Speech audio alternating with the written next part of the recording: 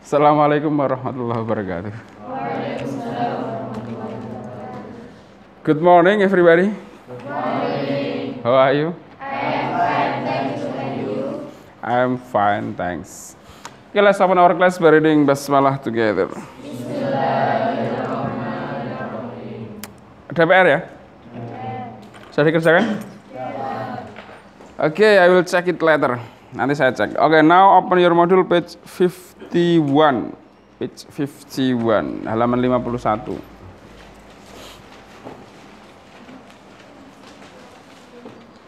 What is the title?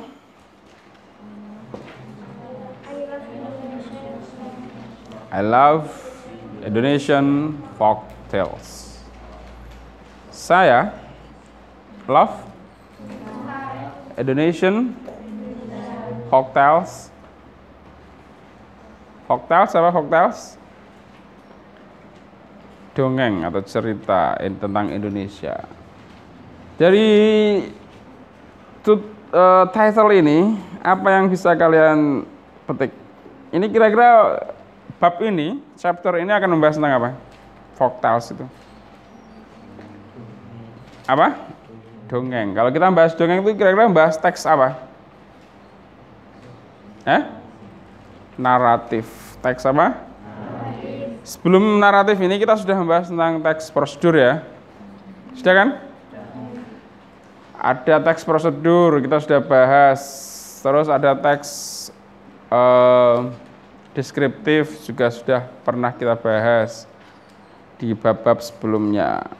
Kalau yang terakhir kemarin kita bahas teks prosedur. Prosedur itu tentang tata cara. Generic structure-nya ada berapa? 3. Yang pertama? Aim atau goal. Yang kedua? Steps. Aim atau goal itu di mana? Judul. Steps artinya apa steps? Langkah-langkah. Kemudian yang terakhir? Sebelum steps ada lagi biasanya. Material. Material itu bahan-bahan. Baru yang terakhir adalah step atau metode. Step atau metode. Oke, sekarang kita akan bahas naratif teks. Naratif teks ini cerita dongeng atau cerita yang menceritakan tentang masa lampau. Dan ini adalah fiktif. Fiktif itu artinya tidak nyata atau khayalan belaka. Ada yang mengatakan bahwasanya kenapa kok banyak cerita fiktif di dunia atau di Indonesia? Bisa jadi karena orang-orang zaman dulu mungkin ya. Orang-orang zaman dulu belum bisa menjawab fenomena-fenomena alam yang terjadi di sekitar mereka. Akhirnya mereka membuat sebuah cerita dongeng. Contohnya ono buto mangan bulan, akhirnya terjadi gerhana bulan. Dibuatlah cerita seperti itu. Ada cerita tentang bagaimana nanas itu terjadi. Kok nanas bentuknya seperti ini? Ada banyak matanya karena ada seorang anak yang suka merintah orang tuanya atau suka minta tolong kepada orang lain. Dan banyak lagi cerita-cerita folk tales atau dongeng. Dongeng yang kalian tahu di Indonesia apa kira-kira? Apa?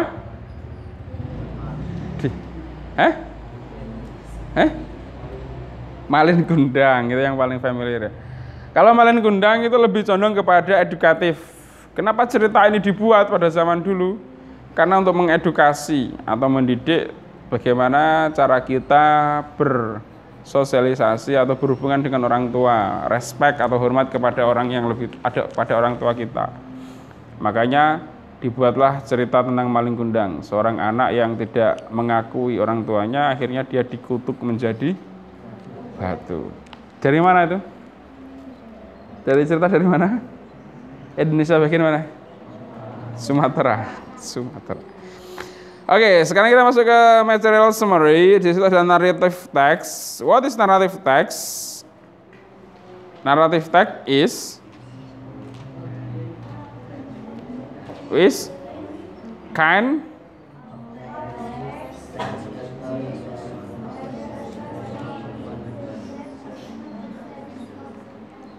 ya.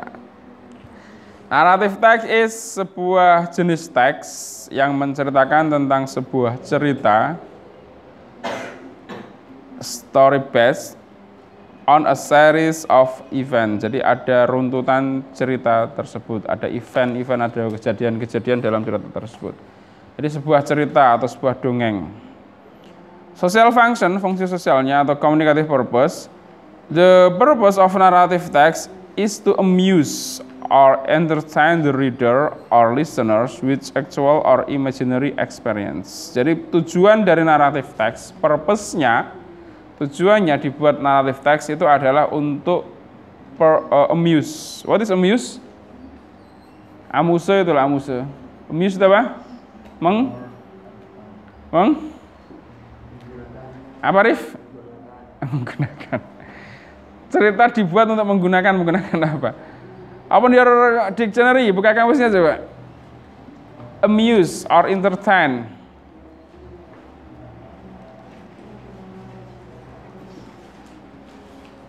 Bawa kamu semua.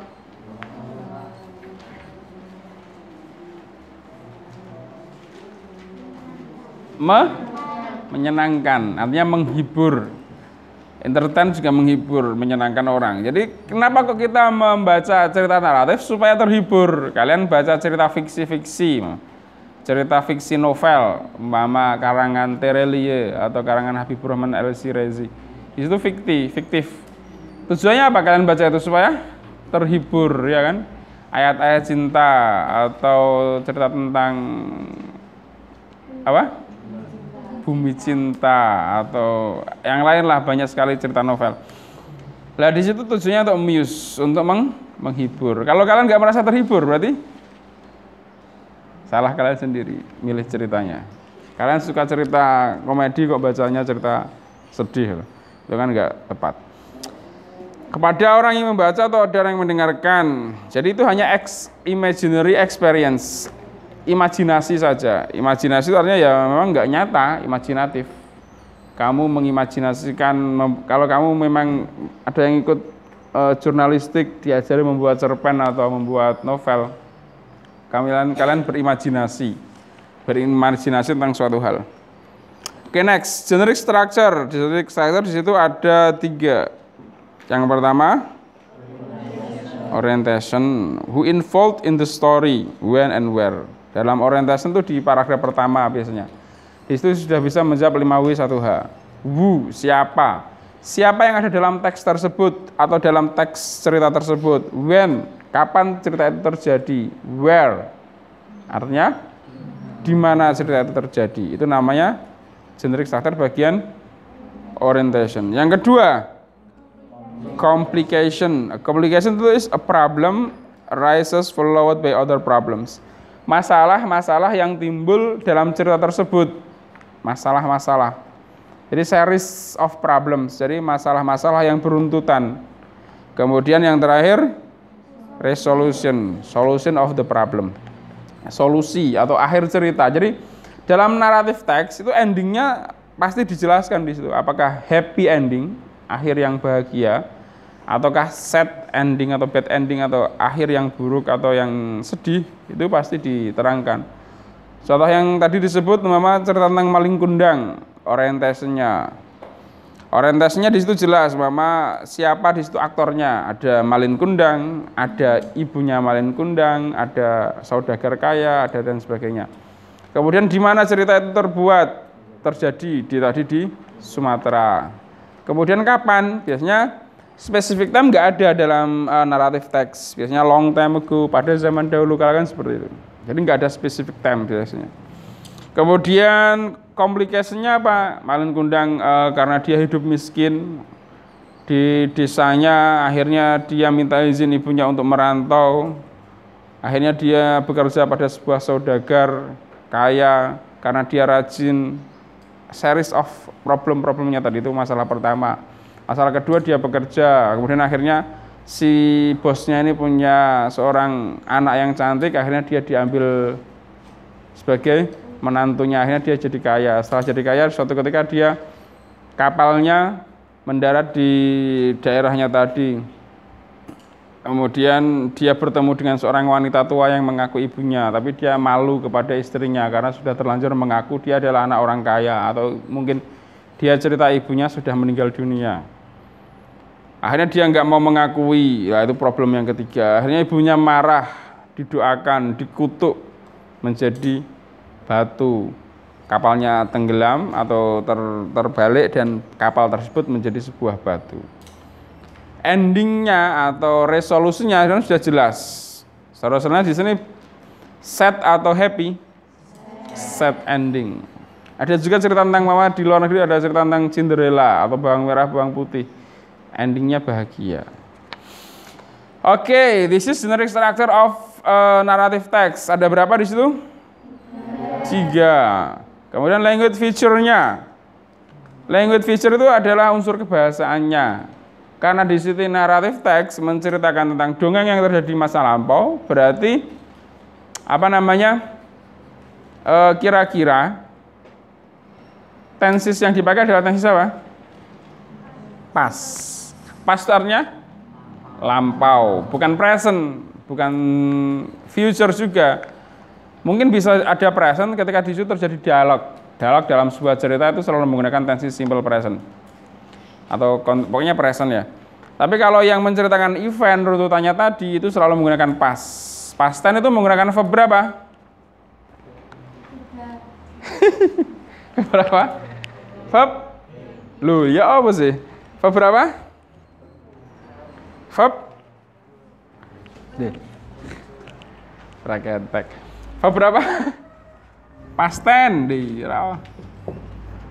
baru saja kita pelajari semester ini. Verb ing lah continuous. Past tense kok. Verb 2. Verb apa menggunakannya?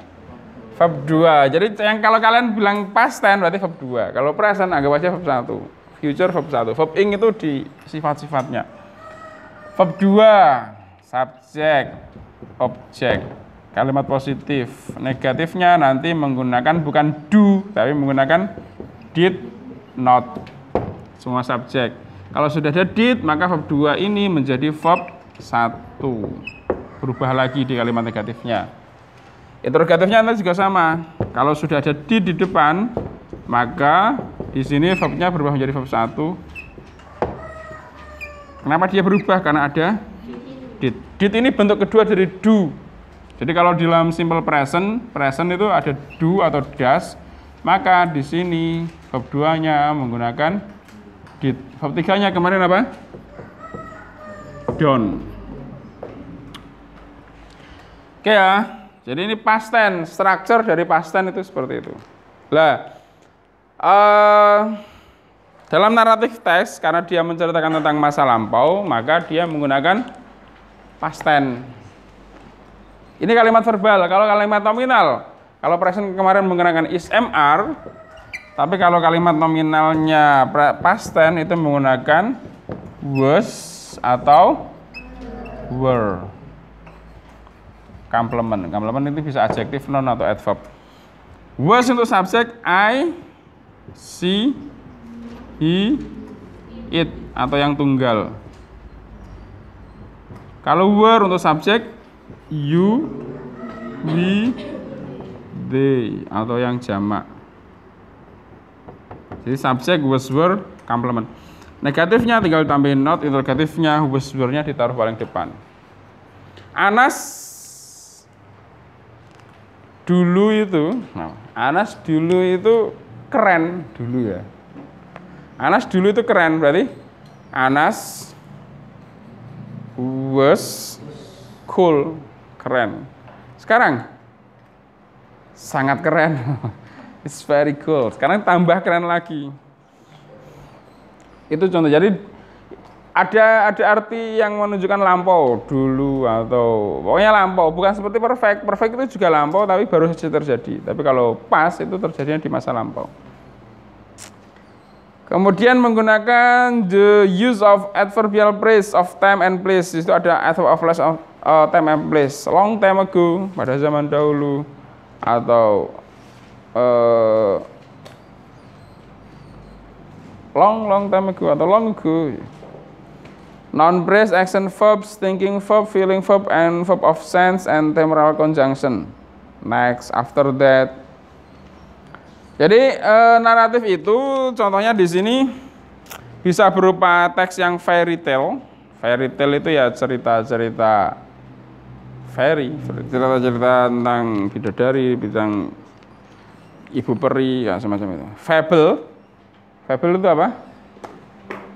Dongeng berupa apa?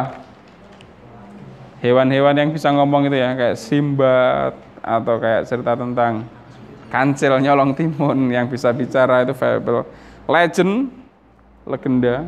Myth, mitos, atau folklore belong to the narrative, to naratif. Atau cerita-cerita rakyat yang dimiliki oleh naratif. Itu namanya fairy tale ya, fairy tale. Itu namanya folktale. Oke, kita masuk ke contoh yang pertama. Sampai sini paham? The example of narrative text. Judulnya di sini Why the Sun and the Moon Never Appear Together. Ulangi setelah saya. Repeat. Betul dibelinya. Itu dibaca lagi. Why the sun and the moon never appear together?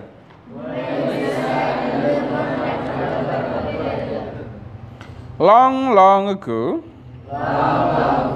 the sun and the moon lived happily together in the sky. Then always appears together during the day and during the night.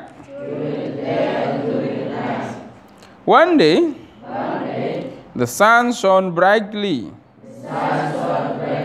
so that it almost burned the moon.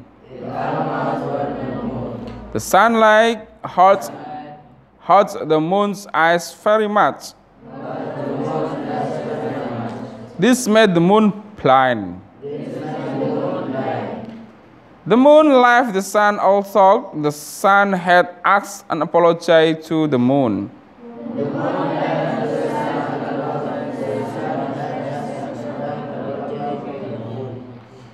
The sun loved the moon very much. So he cast her. He cast and cast, took the years and centuries. But never caught the moon until now. That's why the sun shines during the day, and at night the moon appears. They will never unite again. Oke ya, dari cerita sekali baca sudah paham? Hah? Kira-kira apa ceritanya ini? Iya, matahari dan bulan. Kenapa dari judulnya ya? Why? Mengapa matahari dan bulan tak pernah muncul bersama-sama? Matahari dan bulan pernah muncul bareng nggak? Jadi kalau matahari datang, bulan pergi. Kalau bulan datang, matahari pergi, kan seperti itu terus. Kalau dalam ilmu fisika itu kan bisa diterangkan, ya. Matahari itu punya sinar apa enggak? Kalau yang bulan, sinarnya bulan dari mana? Pantulan dari matahari. Dan mereka memang tidak ketemu bareng, tidak pernah bertemu bareng.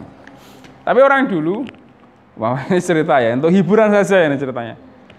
Loh, kenapa kok matahari itu nggak pernah ketemu sama bulan, nggak pernah jajaran bareng, padahal bintang sama rembulan juga ketemu bareng biasa aja.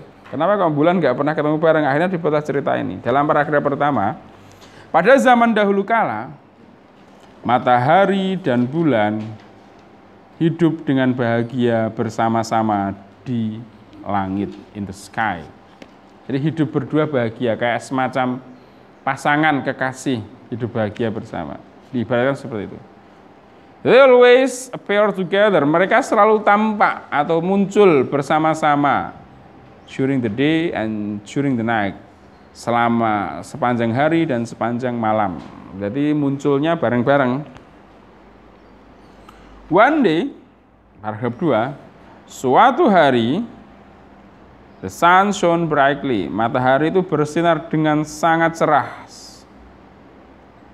So that, maka dari itu hampir membakar si rembulan. Jadi matahari itu muncul dengan sangat cerahnya sampai mau membakar rembulan. Rembulan sampai mau terbakar. The sunlight, sinar matahari tadi, sunlight itu sinar matahari ya. Sinar matahari tadi menyakiti the moon's eyes, matanya si bulan, sangat very much, sangat dengan sangat. This made the moon blind, sampai akhirnya membuat matanya si rembulan ini menjadi blind. Blind itu apa? Buta. Jadi bulan itu diberarti punya mata sampai dia menjadi apa? Buta. The moon left the sun, karena dia merasa tersakiti, akhirnya the moon left. Si rembulan meninggalkan sang matahari. Meskipun sang matahari telah apologize, telah meminta maaf kepada sang rembulan. The sun loved, matahari sangat mencintai sang rembulan. So, jadi dia mengejarnya. Nyanya ke siapa? Bulan. Her ya pakainya. Berarti matahari itu diibaratkan laki-laki atau perempuan? Laki-laki, rembulan perempuan. He cast and cast stroke. Kemudian dia si matahari ini mengejar dan terus mengejar si rembulan bertahun-tahun, years, sampai berabad-abad, centuries, tapi tidak pernah menangkap atau menemukan si rembulan until now, sampai sekarang. Paragraf terakhir, that's why, maka dari itu, the sun shines during the day, matahari bersinar sepanjang hari, dan di malam hari rembulan baru nampak, appears. They will never unite again. Mereka tidak akan bersatu, unite. Mereka tidak akan bersatu lagi. Jadi ini kenapa ini kita sedang menceritakan kenapa kok ya bulan itu keluarnya di malam hari, matahari di siang hari, nggak pernah ketemu. Kenapa disebut siang hari? Karena ada matahari. Kenapa disebut malam hari? Karena ada rembulan. Jadi mereka nggak pernah ketemu, akhirnya dibuatlah cerita seperti ini. Mungkin nggak itu terjadi dalam kehidupan nyata? Hah?